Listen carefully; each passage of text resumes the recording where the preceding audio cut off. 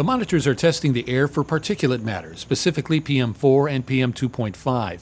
PM4 refers to dust particles less than 4 microns in size, which can penetrate deep into the lungs where they can cause health concerns. To get an idea of how small these particles are, the diameter of a human hair is 70 to 100 microns in diameter. According to data collected through August, there has been only minor detection of silica sand particulates in our air, and the level is well below national safety standards for total suspended particulates, PM4 standards and PM2.5 standards, as well as the overall Department of Health benchmark standard.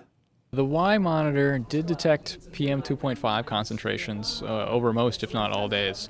However, in contrast, the PM4 silica monitor, which is co-located or located right next to the PM2.5 monitor, only had a limited number of days in which they had a detectable result.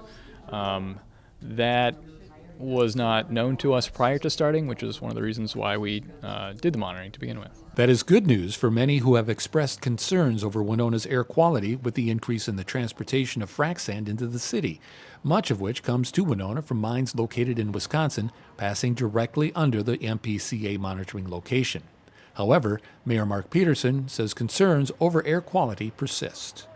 I think we should all be pleased that they weren't high, and the fact that they're low, I think, is encouraging.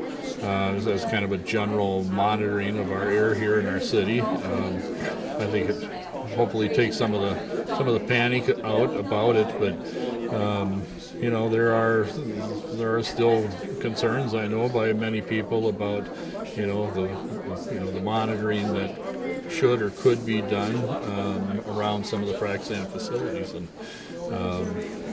that is the recommendations from the MPCA, and that monitoring take place. I'm sure it'll be a lively debate when and if that comes to council. Currently, there are no firm rules or guidelines for the monitoring of air quality in and around mining facilities. Air quality data collected in Winona and from nearly a dozen other monitors located at 3 other sites in the state will be analyzed to help develop a set of operation and testing standards. Edmund says the MPCA is currently working to establish those monitoring rules, but that work is far from complete. PCA is actively going through a rulemaking process to describe those conditions that a silica sand facility would be expected to comply with through a permit issued by the Pollution Control Agency. It does seem likely that there will be some kind of monitoring component to the rule at this time.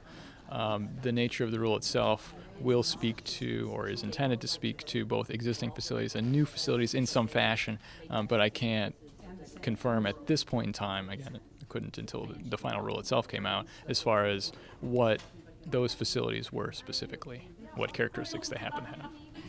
What happens until specific rules are in place remains unclear. Peterson says there has been a cry from local citizens for monitoring to be done, but at this point it is not a requirement. I'm not sure what the next step is, though, and that's something I think that's probably going to go back and be discussed by the city staff. There's I'm sure some input and some conversation from the council too. But this isn't over with. This isn't the last conversation we're going to have about air monitoring, I'm sure, in Winona. The data will continue to be received from the Winona monitors through the end of the year, at which time the data will be analyzed to determine official findings. That data will be compared with other air quality information being collected by over a dozen monitors at 3 different sites in Minnesota to help develop new rules for the industry. Those rules are not draft or even final at this time, so I can't definitively state what will be within those rules, but we are certainly using data sources such as the findings in Winona along with other facilities to help inform our future decisions.